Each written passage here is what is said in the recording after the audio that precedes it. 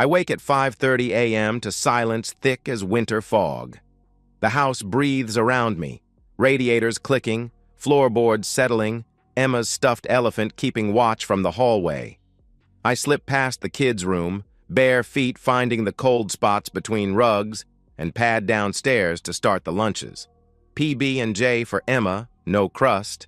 Turkey and cheese for Aiden. Extra pickles because he's 6 and thinks they're hilarious. I line up the Tupperware containers like soldiers, each labeled in my careful block letters. The routine steadies me, gives shape to mornings that feel increasingly hollow. Mitzi appears at 6:15, already dressed in a tailored navy dress that hugs curves I used to trace with my fingertips. Her heels click against hardwood as she moves through the kitchen with purpose I don't recognize. She spritzes herself with perfume, something floral and expensive that makes my chest tighten. When did she start wearing perfume to work? "Morning," I say, holding up the coffee pot. She shakes her head, already scrolling through her phone with the screen angled away from me. "Getting Starbucks on the way." "Since when?" "We've shared morning coffee for 13 years. The kids thunder downstairs at 6:45, Emma's hair still wild from sleep, Aiden dragging his backpack by one strap. They collapse into chairs like tiny hurricanes finally losing steam. I set their plates down, scrambled eggs, toast cut into triangles. "We have an art show next Friday," Emma says between bites. "Mrs. Henderson says parents can come during lunch." "I'll be there," I say automatically. Mitzi doesn't look up from her phone. The screen reflects blue light across her face, making her look distant, like she's already somewhere else. "Mom?" Emma tries again. "The art show?" Mitzi glances up briefly. "Oh, I have that campaign presentation. We'll see." Emma's face falls just slightly, a practiced disappointment that tells me this isn't the first time. I catch her eye and wink. She grins back. Crisis averted for now. At 7:30, Mitzi kisses the kids' foreheads in a perfunctory way that feels more like muscle memory than affection. Her lips brush my cheek, leaving behind that unfamiliar scent. "Late night again?" I ask. "Probably. The Morrison Industries campaign is killing me." She's already halfway to the garage, heels clicking their retreat. The door slams, engine starts, and she's gone. The house feels larger in her absence, like a held breath finally exhaled. That evening I fold laundry while the kids watch cartoons. Mitzi's clothes smell different now, not just the perfume, but something underneath, something that doesn't belong to our life. I find myself holding one of her blouses longer than necessary, searching for traces of the woman I married. In the basement, I discover a box of old home videos. I load one into the ancient player, Emma's 3rd birthday, 4 years ago. On screen, Mitzi laughs as our daughter blows out candles, her face radiant with genuine joy. The woman in that video looks like someone I used to know. Sunday afternoon, the Walters host their monthly barbecue. I arrive alone again, carrying a store-bought pie and explanations that feel increasingly hollow. "Where's the missus?" Jeff Walters asks, already 3 beers deep. "Working. You know how it is." Jeff chuckles, sharing a look with his wife Karen. Maybe Mitzi's allergic to fun these days. Laughter ripples through the group. I force a smile and change the subject to baseball, but the words stick in my throat like broken glass. Later, taking out the trash, I notice Mitzi's phone buzzing on the kitchen counter. The screen lights up with a notification. "Tom, can't stop thinking about last night." My hands freeze on the garbage bag. The phone goes dark, then lights up again. "Tom, when can I see you again?" I pretend I didn't see it, but the damage spreads through my chest like spilled ink. I take the trash out slowly, breathing night air that tastes of exhaust and dying leaves. Tuesday, Mitzi comes home with shopping bags from a boutique I've never heard of. She models a silk blouse that costs more than our weekly grocery budget. "For work," she explains. But she's looking at herself in the mirror, not at me. Her reflection smiles back with a secret I'm not allowed to share. Wednesday, I catch her texting at the breakfast table, fingers flying across the screen. When I walk into the kitchen, she quickly locks the phone and sets it face down. "Everything okay?" "Just work stuff." But she won't meet my eyes. That night in bed, I reach for her hand like I've done 1,000 times before. She pulls away gently, muttering about being tired, and turns toward the wall. I lie awake listening to her breathe, wondering when we started sleeping like strangers. Thursday passes in a blur of routine punctuated by small rejections. Friday evening, after the kids are asleep, I find myself scrolling through old photos on my laptop. Lake Geneva, 2 summers ago. Mitzi barefoot in the sand, laughing at something Aiden said. Emma building castles while we held hands and watched waves chase the shore. The memory feels borrowed from someone else's life. My inbox chimes. New message from Anonymous. No subject line. My cursor hovers over it for a long moment before I click. 2 photos load slowly. The first shows Mitzi at a hotel bar, standing close to a man in an expensive suit. Too close. Their body language speaks a language I've never learned to read. The second photo stops my heart. They're kissing under neon light, her hand on his chest, his fingers tangled in her hair. The timestamp reads, Tuesday, 8:47 p.m. The same Tuesday she texted me about staying late for a client dinner. I stare at the screen until the images burn themselves into my retinas. The man has dark hair and confident shoulders. He looks like everything I'm not: polished, powerful, dangerous. I close the laptop and sit in darkness, listening to the house settle around me. Upstairs, Mitzi sleeps peacefully while my world quietly tears itself apart at the seams. The photos feel unreal in the morning light, like frames from someone else's nightmare. I check them again. Mitzi's necklace, the one I bought her for our anniversary, catches the hotel's neon glow. Her posture, the way she tilts her head when she laughs, the small scar on her wrist from when Emma was learning to walk. Every detail confirms what I don't want to believe. I pull up Mitzi's calendar on the shared iPad. Tuesday. Client dinner, Morrison Industries. Don't wait up. The exclamation point mocks me now. I create a new folder on my laptop. Doc receipts. Innocent enough if anyone sees it. I save the photos and delete the email, but the images remain burned into my memory like brand marks. The next few days pass in a strange double exposure. I watch Mitzi move through our life with new eyes, cataloging every detail. She's cheerful with the kids, patient with Emma's homework struggles, gentle when Aiden spills juice on his school clothes. But when we're alone, she becomes someone else, distant, distracted, checking her phone with the practiced secrecy of a spy. "Why does Mom smell like Uncle Jeff's cologne now?" Emma asks Friday morning, wrinkling her nose as Mitzi hurries past. My coffee cup freezes halfway to my lips. Maybe she borrowed his car freshener? Emma shrugs, already moving on to more important things like whether dinosaurs could swim. But I start logging everything. When Mitzi leaves, when she returns, what she wears, how she smells when she comes home. Tuesday morning, after the kids catch their bus, I corner Mitzi at the kitchen table. She's scrolling through emails, still in her robe, hair pulled back in a messy bun that somehow looks calculated. "Who's Tom?" Her body goes rigid. Coffee cup halfway to her lips, steam rising between us like a curtain. For a moment, I think she might tell the truth. Instead, she sets down the cup and looks at me with eyes that have gone completely cold. "He's just someone I talk to." Talk to? This has nothing to do with you, Jake. The words hit like physical blows. I lean back in my chair, studying this woman I've shared a bed with for 13 years. Her face shows no guilt, no shame, just irritation at being questioned. "Tom is leaving in 3 months, she continues, as if discussing a work project. "This won't last. But I need this. for me.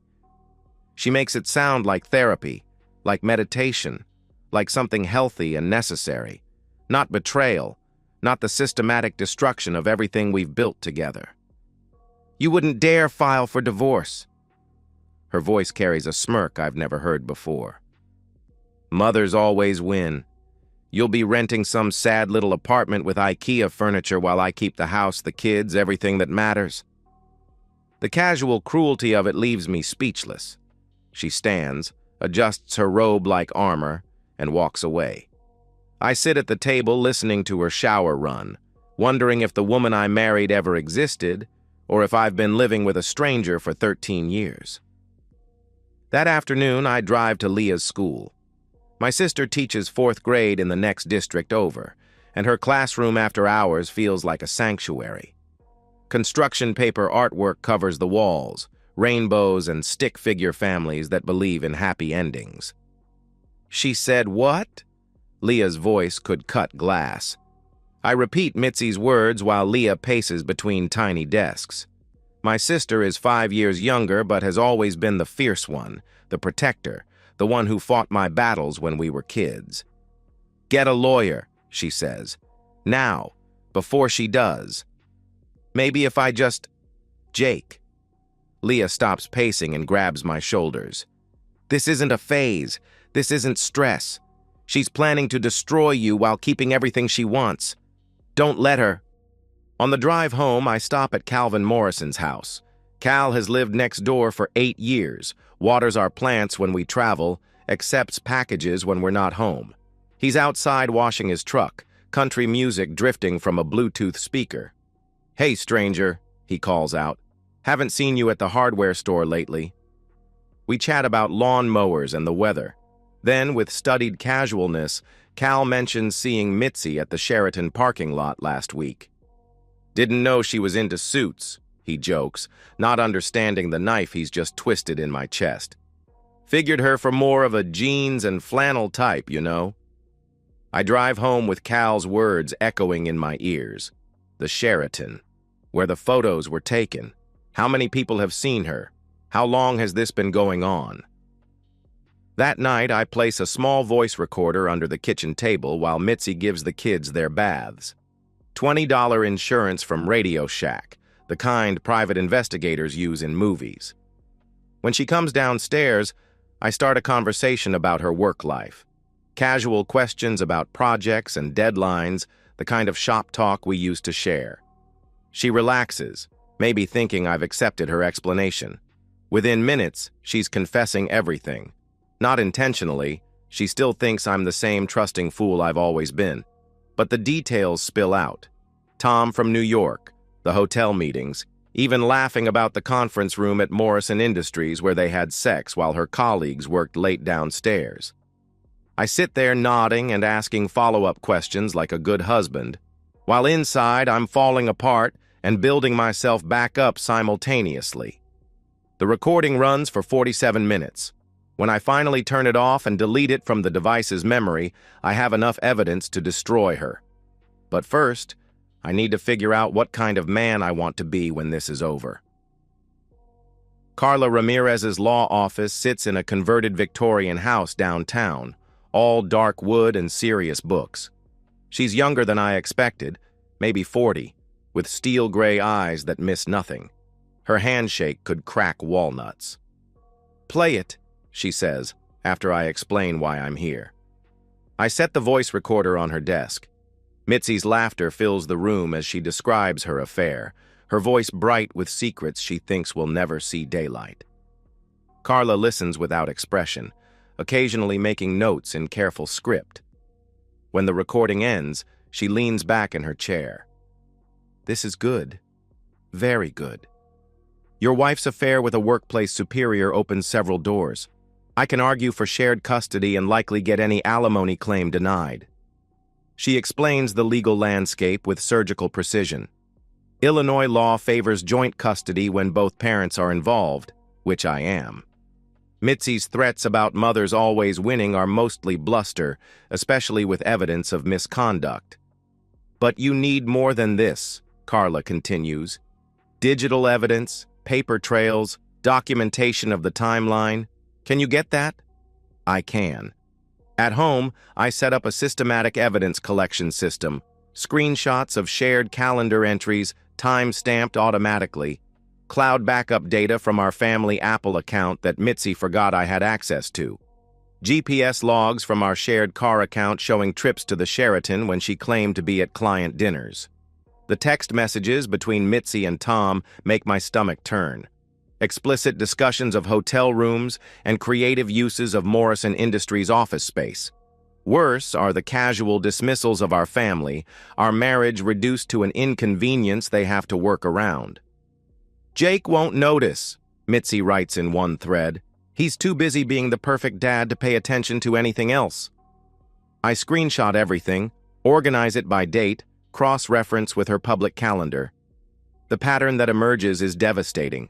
A systematic campaign of deception that spans months, not weeks. Carla's next assignment is research on Tom himself. Thomas Hanley, 44, senior marketing director for a Manhattan consulting firm. Married to Dana Hanley, a successful realtor. 2 teenage daughters. His LinkedIn profile shows a man in an expensive suit shaking hands with corporate executives. More importantly, his company's employee handbook explicitly prohibits relationships between supervisors and subordinates. Tom is technically Mitzi's superior on the Morrison Industries project. If HR learns about the affair, his career is finished. I find Dana Hanley's real estate website. Professional photos show an attractive woman with kind eyes, standing in front of a suburban dream house. Married 21 years, according to her bio. I bookmark her contact information but don't reach out. Not yet. Instead, I start a journal. Not for therapy, though Dr. Beck would approve, but to keep myself focused on what this is really about. Not revenge, justice, not destruction, truth. I write every night after the kids go to bed, documenting not just evidence but motivation. This isn't about making Mitzi suffer, I write. It's about stopping her from making me disappear. One evening, Mitzi tries to seduce me. Short black dress, wine, soft jazz playing from the Bluetooth speaker. She moves toward me with practiced sensuality, fingertips trailing along my arm. I stiffen and step back. You don't get to pretend it never happened. Her face transforms from sultry to furious in seconds. You're being cold, manipulative, controlling. She spits the words like accusations, her voice rising. I'm trying to connect with you and you're making me the villain. The gaslighting is so smooth I almost believe her. Almost. Instead, I turn and walk upstairs, leaving her alone with her wine and her lies. That night, she doesn't come to bed. I find her on the couch in the morning, still in the black dress, makeup smeared. She doesn't speak to me for 3 days, communicating only through the kids. Tell your father dinner is ready. Ask your father if he picked up the dry cleaning. I don't take the bait. Instead, I email myself a copy of the recorded confession and store it on an encrypted flash drive hidden in my toolbox. Insurance, in case Mitzi gets suspicious and starts covering her tracks. Carla prepares draft documents and instructs me to wait until Tom's HR office reopens after the President's Day holiday. Maximum impact requires perfect timing. The night before execution, I sit on Emma's bed after story time. She's curled up with her stuffed elephant, hair spread across the pillow like spun gold. Daddy? Yeah. Sweetheart? Are you and Mom fighting? My throat constricts. Grown-ups sometimes have disagreements, but whatever happens, I'm not going anywhere. You understand? I'll always be your dad. She nods solemnly, then brightens. Can we have pancakes tomorrow? Sure we can. I kiss her forehead and turn off the light, leaving the door cracked so hallway light can chase away monsters. If only it were that simple. Monday morning arrives gray and cold, snow threatening from low clouds that match my mood. I wake early and make pancakes as promised, watching Emma's face light up with maple syrup and childhood joy. These moments feel precious now, like photographs I'm taking before everything changes. At 10:02 a.m., while I'm reviewing blueprints at the engineering firm, my phone buzzes with a text from Carla. Package delivered. Downtown at Morrison Industries, a professional courier hands Mitzi divorce papers in front of her entire marketing team. I imagine her face as she signs for the envelope, the precise moment when her careful world begins to crumble. Simultaneously, 800 miles away in Manhattan, Tom Hanley receives his own package at corporate headquarters. Divorce papers wouldn't mean anything to him, but the enclosed transcript of Mitzi's confession and formal HR complaint will change everything. I work through lunch, focusing on load calculations and steel beam specifications, anything to keep my hands busy and mind occupied. At 3:15, my phone explodes with calls from Mitzi. I let them go to voicemail. She storms through our front door at 6:30, mascara streaked down her cheeks like war paint, still clutching the divorce papers. Emma and Aiden look up from their homework with wide eyes. "Upstairs," I tell them gently. "Finish your math up there." They scatter like startled birds.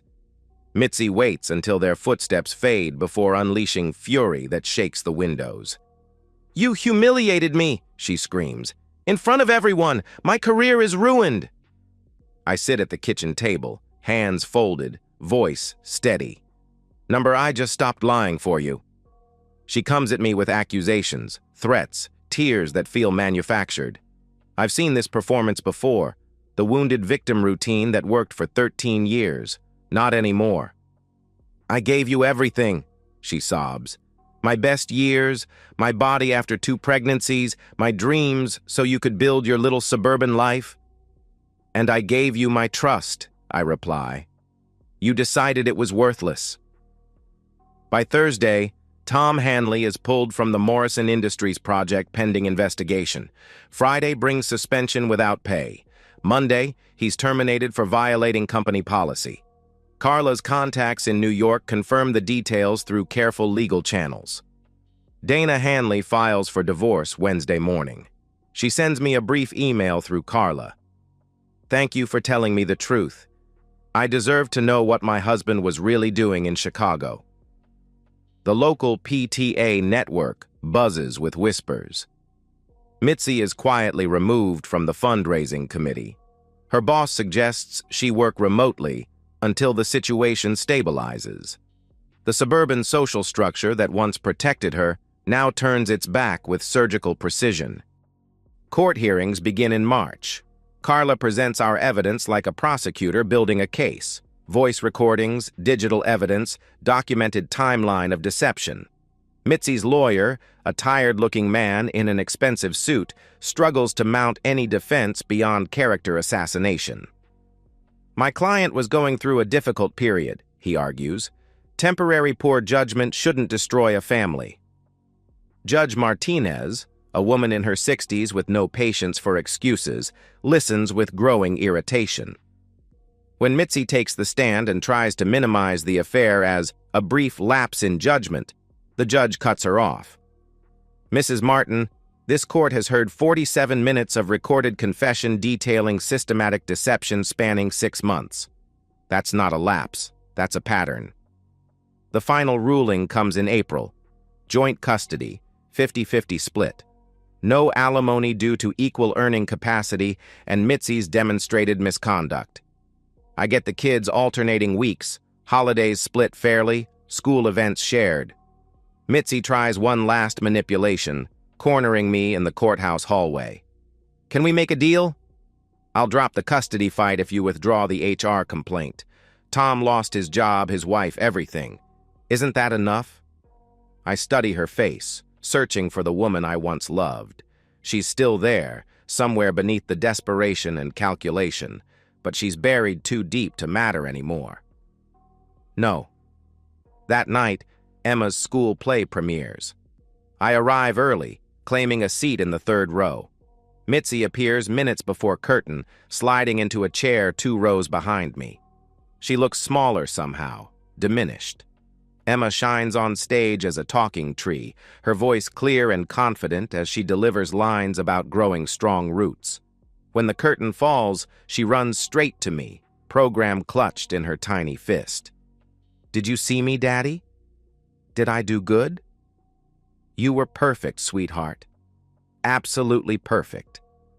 Mitzi approaches hesitantly, phone in hand to take pictures, but Emma has already wrapped herself around my legs like a koala. The moment passes without conflict, but the message is clear. That weekend, I change the locks. One night in May, Mitzi calls crying. Real tears this time, not performance art. "Can we just stop all this fighting? I'm tired, Jake. I'm so tired of being angry all the time." I consider her words, sitting in my new apartment kitchen with coffee growing cold. Through the window, I can see the elementary school playground where Emma and Aiden spend their afternoons. "I'm not fighting," I tell her finally. "I'm just finished." The line goes quiet except for her breathing. "I never meant for it to go this far," she whispers. "Yes, you did. You just never thought I'd figure it out." I hang up and turn off the phone. Outside, streetlights paint everything in amber, and the world feels still and clean, like air after rain. My new apartment sits in a complex built around a courtyard where kids ride bikes and parents drink coffee on weekend mornings. 2 bedrooms, hardwood floors, windows that face east, so Emma and Aiden wake up to sunshine when they stay with me. The first night they spend here, we hang their drawings on the walls, rainbows and stick figures and a portrait Emma drew of all of us as superheroes. The refrigerator fills with school notices and soccer schedules, creating the architecture of a life that's mine again. I buy a dining table from Craigslist, solid oak that an elderly couple refinished themselves before moving to Florida. 8 chairs, even though we only need 3. The seller throws in placemats with roosters on them that make Aiden giggle every morning. "Why roosters, Daddy?" "Because they wake up happy every day." At Mitzi's house, things unravel with mathematical precision.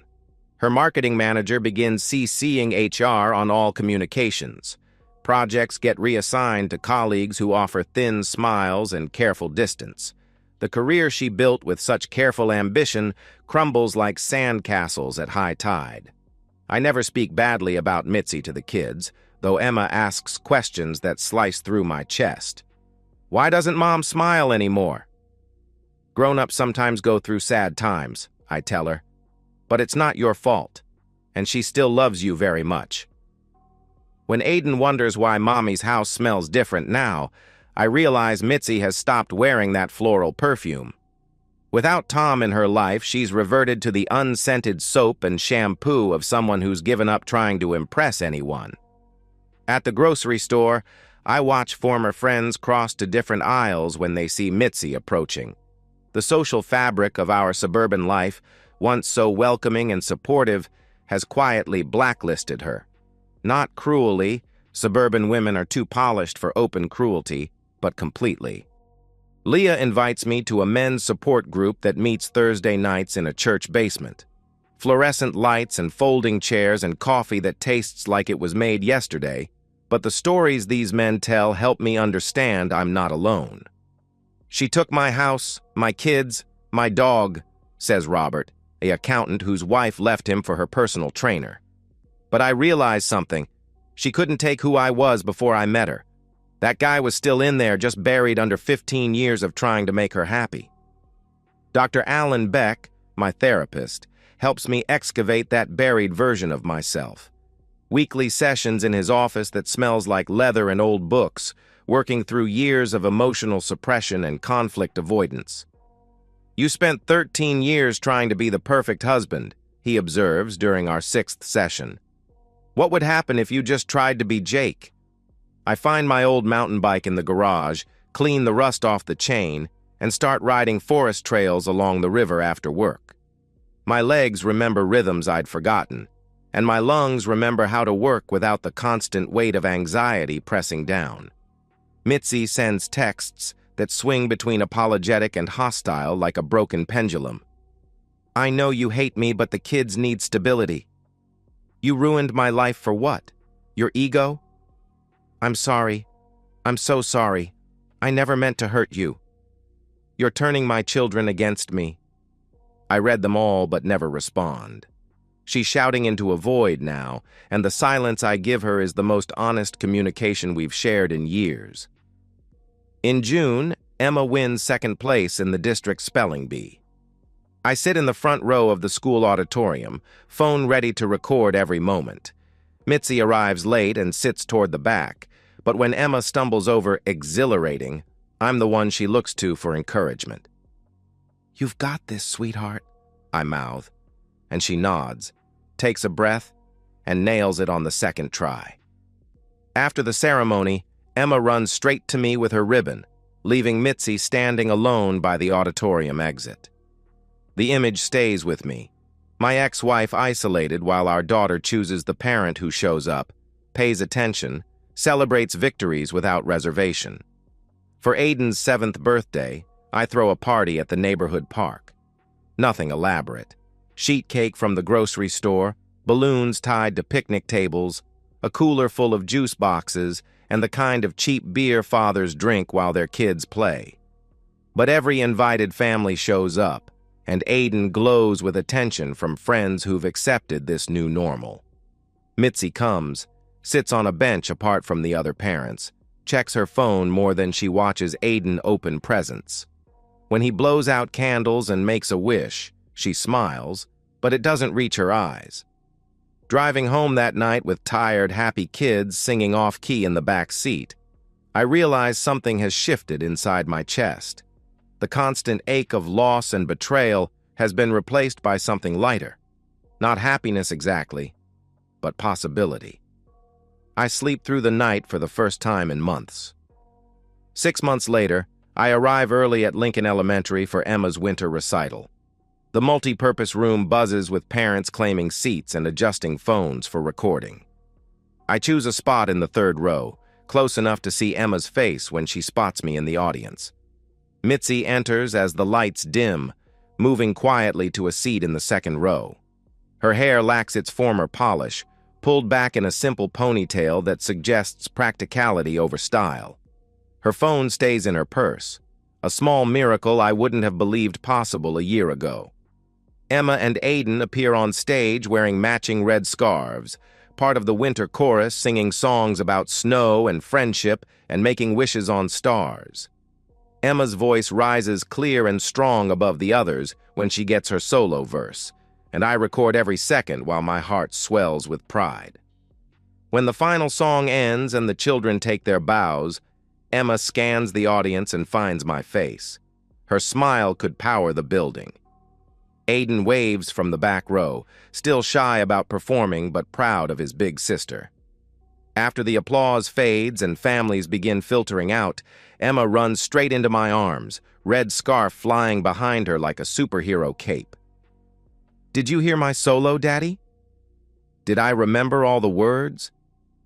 "Every single one," I tell her, lifting her off her feet. "You were incredible." Aiden joins us, still wearing his scarf, and grabs my free hand. We stand there in the emptying multi-purpose room, a small constellation of 3, while other families gather coats and car keys and move toward parking lot conversations. Mitzi approaches slowly, uncertain. She offers a smile that feels genuine, if fragile. "They were wonderful," she says. "They were," I agree. We nod at each other, polite strangers who happen to share the most important thing in either of our worlds. No anger in the exchange, no bitterness. Just acknowledgement that we both love these children, even if we can no longer love each other. Back at the apartment, I make hot cocoa while Emma and Aiden hang their performance scarves by the door like trophies. The ritual feels solid, something we'll remember years from now when they're grown and living their own lives. On the refrigerator hangs a new family photo, the 3 of us in front of the apartment building last summer, squinting into afternoon sun and laughing at something Aiden said. We look happy. More importantly, we look real. That night, after the kids fall asleep in their twin beds, I update the blog I started 3 months ago. Co-parenting after betrayal. Gets a few hundred readers now, mostly men navigating their own divorces, but sometimes women too, wives whose husbands left them for someone younger or richer or more exciting. Tonight's post is about forgiveness, not the kind Hallmark movies sell, but the messier, more practical version that lets you sleep at night and focus on your children during the day. A reader comments, "How do you get past the anger? I wake up wanting to burn everything down." I type my response carefully. You don't have to win. You just have to heal. Winning implies someone else has to lose, and your kids don't deserve to lose either parent. Healing means you get to be whole again, regardless of what anyone else chooses to do. Before closing the laptop, I look at myself in its dark screen. The reflection shows a man I recognize, leaner than before, with lines around his eyes that come from squinting into sunlight instead of straining to see in darkness. I like who I see. In the bedroom, I set my alarm for 6:30. Tomorrow is Saturday, which means pancakes and park visits and whatever adventure two kids can dream up in a day that belongs entirely to us. Mitzi got the house, the furniture, the calendar we built together over 13 years of marriage. She kept the physical artifacts of our shared life. But I got something she can never take back. The version of myself that loved unconditionally, trusted completely, believed in promises made at altars and in quiet moments between heartbeats. That version is mine again, scarred but stronger, cautious but not cynical. She lost the man who would have done anything to make her happy. And that's something she can never get back. I turn off the light and listen to the apartment settle around us.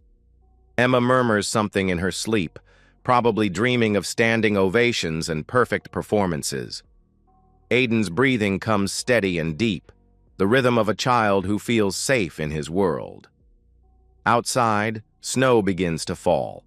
The first real snow of winter, the kind that transforms ordinary landscapes into something magical by morning. Tomorrow, we'll build snowmen in the courtyard and drink hot chocolate until our stomachs hurt and create memories that belong only to us. The future spreads out ahead like fresh powder, unmarked and full of possibility. I close my eyes and sleep.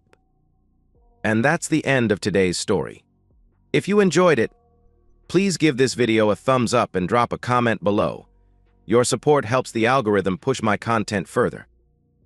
If you're new to the channel, don't forget to hit that subscribe button. It really helps me keep creating more stories for you. Thanks for watching, and I'll see you in the next one.